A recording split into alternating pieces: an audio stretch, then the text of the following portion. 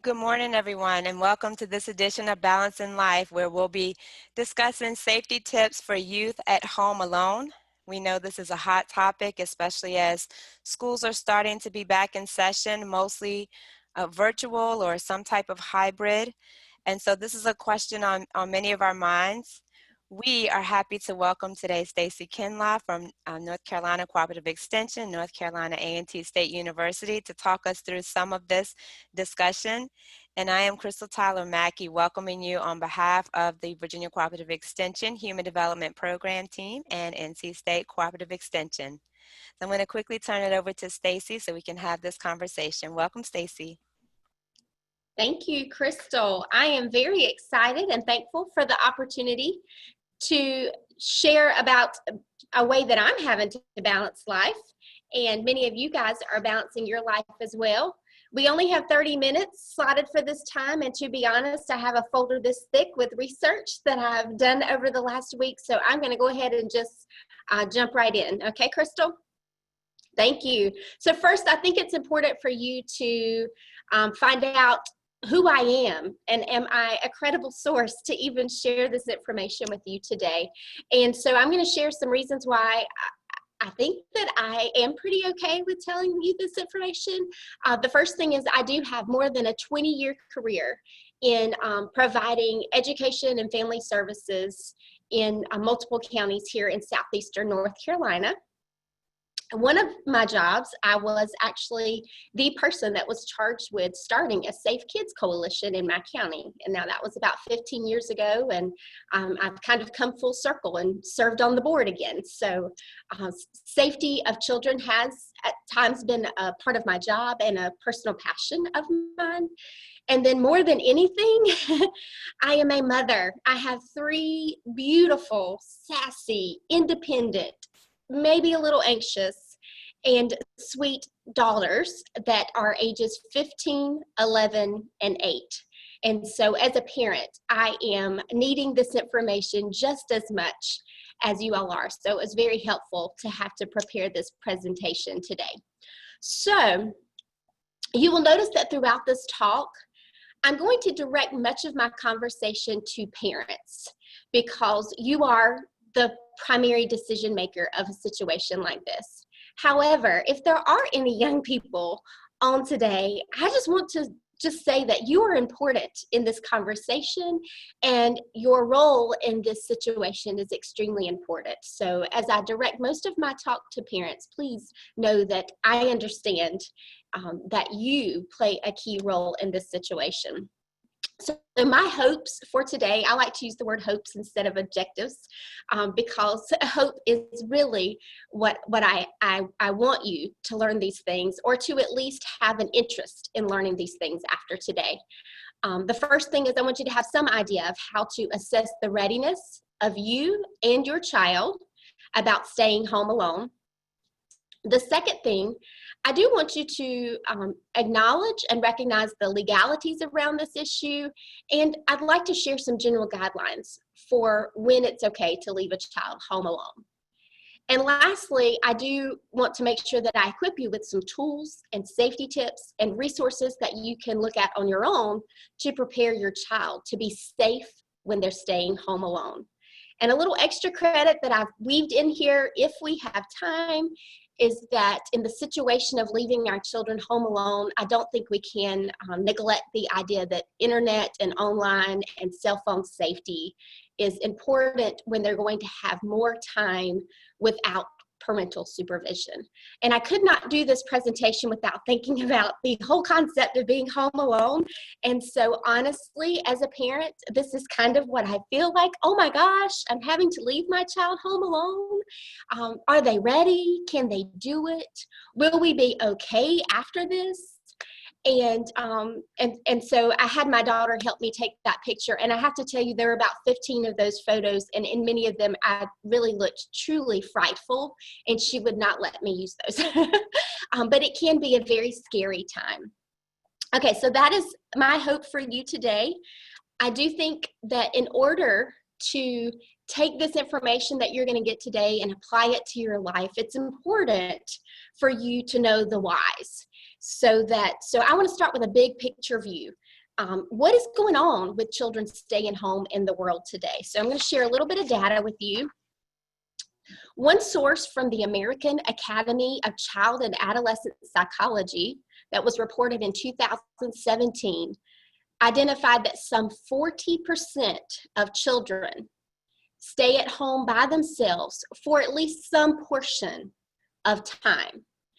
Another source that I found through Psych Central, it was published in 2018, said that of the 38 million children in the world, or in the United States, ages 5 to 14, 7 million of them are staying home alone on a regular basis. So that's a lower percentage, but this is the fact that they're having to stay home on a regular basis. Now, for many parents, I don't think this is a happy decision. It's not a decision that they go into very freely. In many cases, it's out of necessity. The increase in either single parent households or two working parents and a lack of available, affordable childcare. I think Crystal and I were actually in a conversation right before this talking about the affordability and the gap in childcare services right now, especially in this time, has led to the fact that our children are increasingly having to stay home alone. There are personal situations that are happening because of the pandemic that we're in and the ways that schools are remote or hybrid, and parents still have to work in order to provide for their families, that are forcing parents to really consider, is this a time when my child can safely stay home alone? Just in the last month alone, I have faced two of these situations, and I kind of have a picture here. One of my children had a doctor's appointment, and I don't know if you've gone to the doctor lately, but new restrictions indicate that only one parent can go and no other children or no other adults can accompany that patient. So I had a daughter with a doctor's appointment, and I was forced to leave my other two children home alone because they could not go with us. And normally we would have just all gone on that nice trip together. And I am a working mom, and I have to be in the office some. I am blessed with situations where I can work from home some, but on the days I have to come into the office, my children sometimes do have to stay home alone. And this is going to be even more starting next week when they go to school. They're going to have a lot more responsibility during that time. Okay, so we now have talked about the why. Let's go ahead and talk about what you need to do. The first thing as a parent, it is very important that you assess the readiness of both you and your child for staying home alone, because this situation cannot happen safely unless you assess both of you and the child. If you don't remember anything else from this presentation, the main point I want you to take away here is that there is no magic age. Every child develops differently, socially, emotionally, and physically. And all of these things play into their readiness and their capability of taking on the responsibility to care for themselves, or even to care for younger siblings or younger neighbors that might need to stay home with them as well. So you have to assess each child individually. You cannot assume that just because your 12-year-old neighbor has been staying by themselves for a year, that your 12-year-old is ready to do the same thing. When you're assessing the readiness, it's important to consider the benefits. Yes, there are benefits to the situation of leaving your child home alone. I'm a 4-H agent, and in 4-H, we learn by doing, and that is the way we teach our kids.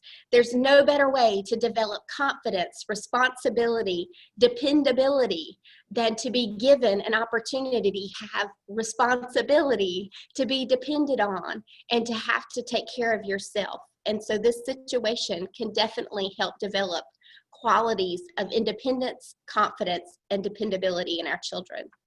This is a rite of passage that can be both exciting and scary to our parents and to our children.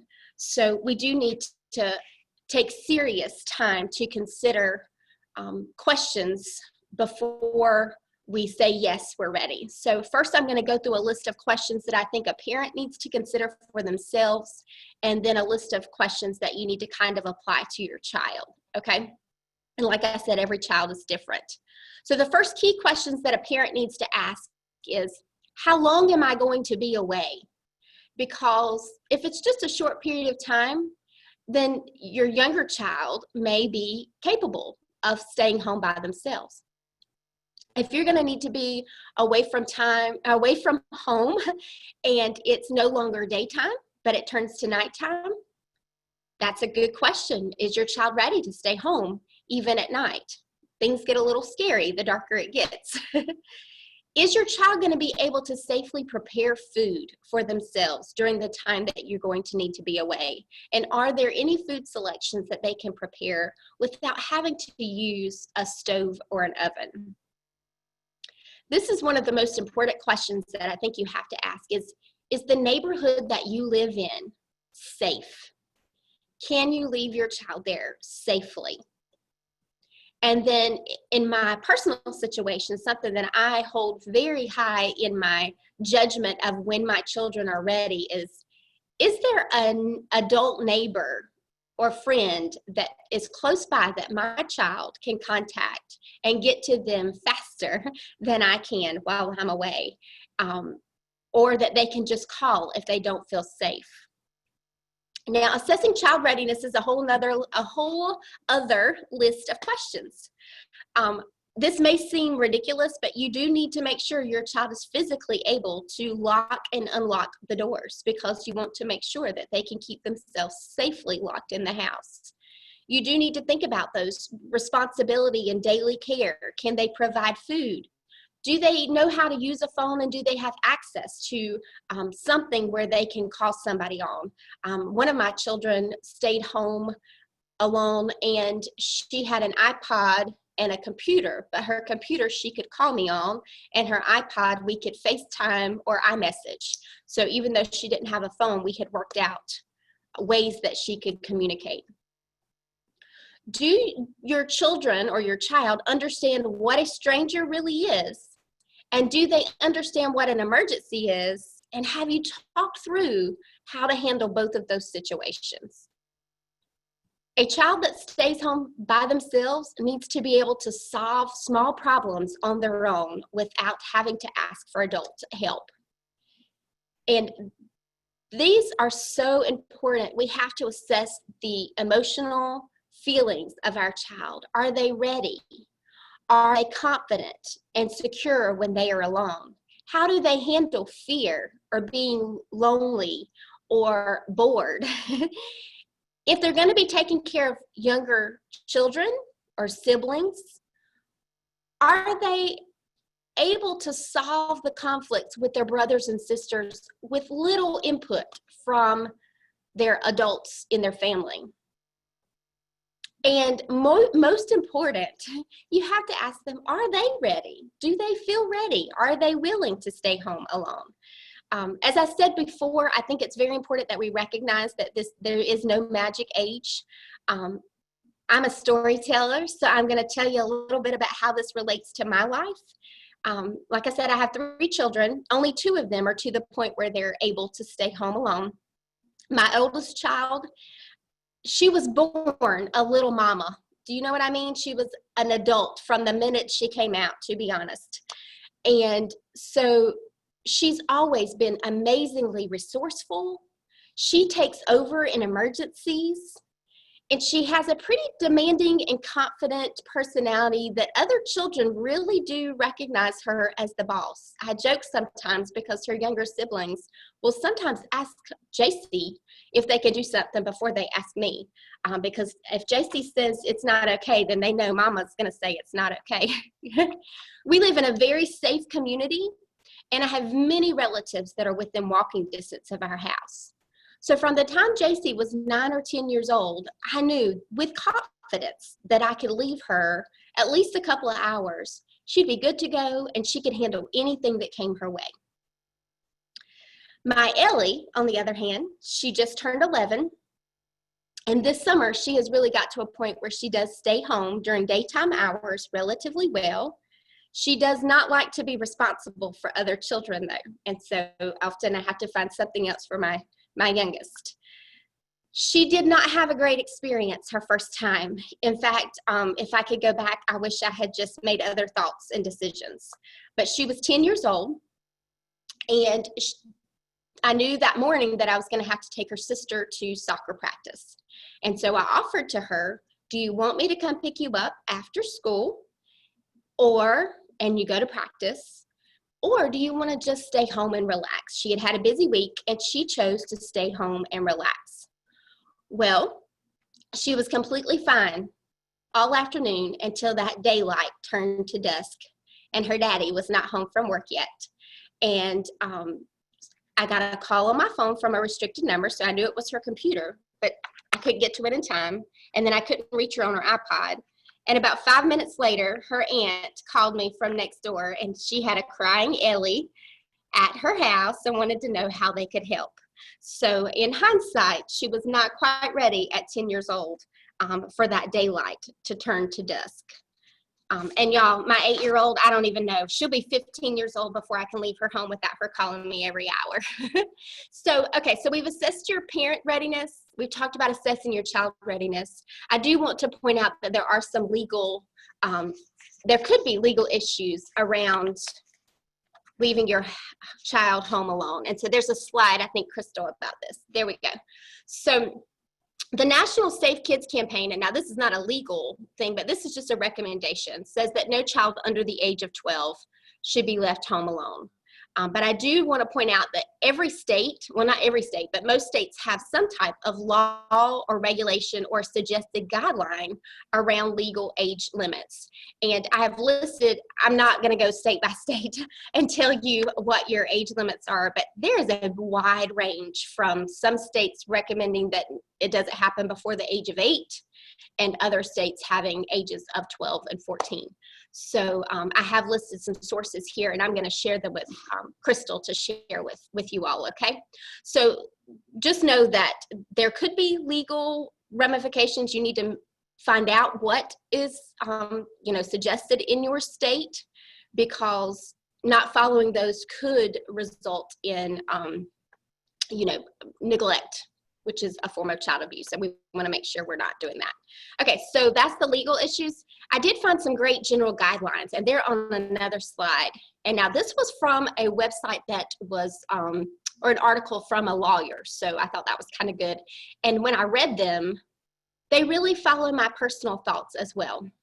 So these are some general guidelines based on ages and stages of children. And as you can see, the 7 and under, it's not recommended that they be left alone. And from 8 to 10, you can see that the guidelines are for small amounts of times and only during daylight hours, which I learned the hard way. And at 11 to 12, the time is extended to up to 3 hours and not late at night, or in circumstances where they may have more responsibility than what their age or maturity can handle. From 13 to 15, the suggestion here is that they could be left unsupervised, but it's still not suggested overnight. But once again, I still think that you have to take into consideration your child's maturity level when reading these general guidelines and applying them to your household. And then, as you can see, an older teen is, the general guideline is that they can stay overnight by themselves for multiple nights. Okay, so now we've talked about the guidelines, we talked about the legalities, we've assessed our readiness, and we're ready. We're ready for our child to stay by themselves for a little while, home alone. You have to prepare them. I found this great quote from the great Ben Franklin that says, by failing to prepare, you are preparing to fail. And so we want to make sure that our children are successful, that they're confident, and that their situation staying home alone happens safely. So I recommend that you have a trial period. This can happen in a situation where you're close by, but you have the same expectations of your child to take care of themselves, whether it's be after school doing homework, or during the day, as we're about to do, doing their schoolwork, making sure they meet with their teachers when they're supposed to. But give them a trial period where you're at least close by, but the child has to be responsible for all the things they're going to do when you need to be away. You could just go for a drive or maybe even just be in another part of your house. The second thing is you have to have the conversation about emergency preparedness. I know it can be difficult. I don't know about your children, but sometimes that can bring out anxiety in my children. But it is a necessity if they are going to be home alone. They have to know how to recognize an emergency, and they have to know how to call 911 and when to call 911 and other emergency numbers that you have posted at your house. They need to know their exact location of their home or where they're staying. And I think it's very important that you consider specific emergency situations that they may find themselves in and talk about and have a plan for how they will deal with those if they come up. Remember, parents, you set the rules, and you have to set them before you leave them home alone, because you won't be there to say, don't be on your phone for more than an hour. Don't play your game for more than 2 hours. The kid down the street can only come, during the day or not in the evening, or nobody can come in. You have to set those rules before you put your child in the situation where they're home alone. And then more importantly than ever, you have to have an expectation of how and when your child is going to check in with you, and you are going to check in with your child. This summer, my 11-year-old that I told you was really finding some confidence staying home alone. I did not realize she started putting her cell phone on Do Not Disturb so she could sleep at night. Well, she slept till like noon the next day, and here I am trying to call her, and she's not answering. And this mama was very panicked. And when we got home that afternoon, we had a big conversation how you cannot set your phone to Do Not Disturb, or you have to at least exclude mommy's phone number, because you have to have a way to check in. Let's see. You need to designate a place where your child can go if they feel unsafe. And I highly recommend, and Crystal and I have talked about this a lot, that you find an opportunity for your child to sign up for a training course that can build confidence and give them skills around first aid and dealing with strangers and those emergencies. And you can sign up for babysitter courses or first aid courses. And I actually found a great resource through Wisconsin Extension. It's going to be on the resources page, but they have a whole series of videos that you as a parent could sit down and watch with your child to help prepare them to be home alone safely. And then lastly, I think it's important that we talk, especially those initial experiences that your child has of staying home alone, that you spend some time talking about them. Oh, we have time for extra credit. Yes, sometimes I get wordy and I don't make it, but this is so important, and I'm so glad that we have time for it. Because the reality is, if your child is home alone, then they're going to be without adult supervision for more time than usual. And so I don't think this day and age we cannot leave out the threat of online safety when they're home alone. So these are my tips, regardless of whether your child is at home alone. These are my tips if your child is in the same room with you about online safety, okay? The first thing is you have to have an open door of conversation with your child often about staying safe online, about social media, about how and when they're using their cell phones or their devices. And at my house, those things belong to mama, and I have full authority of checking them at any time to see what kind of interactions they're having with their friends. If my children do have certain social media accounts, I am their social media friend so that I can see what is out there or what they're putting out there. Because in these conversations, it's important that we help them recognize that whatever they put out there about themselves, everybody can see it, and there's no real taking it back. And that leads me to my next point. Don't assume that they know what is safe on the computer or on their cell phones. Don't assume that they know that not sharing their personal address with others is not a good idea. You have to say it. You have to tell them. You have to have the conversation. Another thing, and this is even with my older parents, don't assume that they can automatically recognize emails that have phishing, links or things that can compromise their identity. You can't assume it. You have to have the conversation. You have to talk about it often. And one of the things that you do want to talk about is online information sharing. What is safe to share and what is not safe to share? You need to set cell phone rules about when they can use them. As a parent, we have a lot of features that you can disable and enable, and your cell phone companies can help you with that. That's a whole different research, ball game about what is safe for our children to have on their cell phones and how to manage those features and what they have access. You can even filter what their web searches, the content that their web searches can find on their computers. And I do that with my younger children. All right, so I put GPS on here because I have a child that's about to start driving. And so as a parent, it is important for me, and I love the fact that we have technology that can help me know where she is. But your GPS is not something you share with your friends, because not every friend is a friend.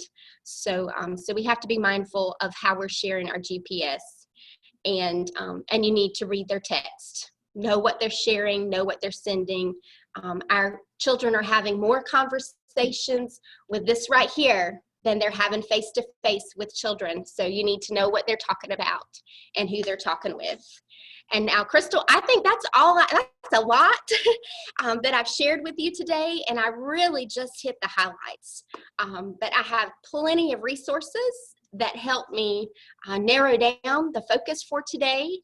And I'm giving Crystal right now full authority. You can share all my slides and make sure that they get this resource list. It is almost our time to end, and I have truly enjoyed being with you. I didn't leave a lot of time, but if there are pertinent questions that our wonderful Bethany, I think, has been handling the chat today, if there are any questions that she needs to call out, I'm happy to try to answer. We do have a few, if we've got a couple minutes maybe. So, especially people are talking about the ages of of who can stay home in Virginia, or specific to states. And, I think your point was in showing that the two girls and the differences they were at with your own experiences, that it's not just about age. So there was a lot of chat about that. And there's a specific question: how would you handle specifically someone's personality, a child's personality, if they happen to be really friendly and outgoing, right? What's a good way to define a stranger to that particular type of child? Because no matter what the age it is, they could get that confused really easily. So how would you handle that? Oh, wow. That's a tough question. And I think that's definitely one of those situations where, as a parent, you have to have the conversation. You have to talk with them often about defining what a stranger is. And I think in that situation, as a parent, I would probably do some role playing and even like consider situations of, so the really nice looking man in the UPS truck comes up to the yard and comes to the door. What are you going to do? And have them really think through what they're going to do. And make them tell me, so that I, as a parent, have a chance to correct any behavior that would have happened. So I really do think you have to you have to do some sort of role playing where you can assess as a parent how they're going to handle and offer an opportunity to correct any problems that might arise. Because stranger danger is a real thing, but I do know that we have some very friendly children that don't easily recognize what a stranger looks like, because I am a stranger, and look at me, right? So that's a very good question. So thanks, Stacy, for talking us through that. There's a couple of other questions, and we are hoping that we'll be able to get some of those responses out to you all with the slide deck, and you'll get the recording link and all the amazing resources that Stacy has brought to us today. So Stacy, thank you for helping us to have this. This is not a cut and dry conversation for sure. And so thank you for helping us to think about what it is we really need to consider before we leave our children home alone, or if we are in the space, how we can help to prepare them and to prepare ourselves. So you've certainly given us lots of food for thought and a great set of tools and resources to explore. So thanks to everyone for tuning in today. As I mentioned, we'll send out the recording link. Any recordings from previous sessions can be found on our Virginia Cooperative Extension website. We always welcome your feedback and suggestions for additional topics and training. So at that, I'll just wish everyone a fantastic weekend. Thanks again, Stacy, for Thank partnering you. with us. And there's lots of posts in the chat going on saying great information, good thoughts, very helpful. So thanks to all and have a fantastic weekend. Thank you, Bethany. Goodbye, everyone.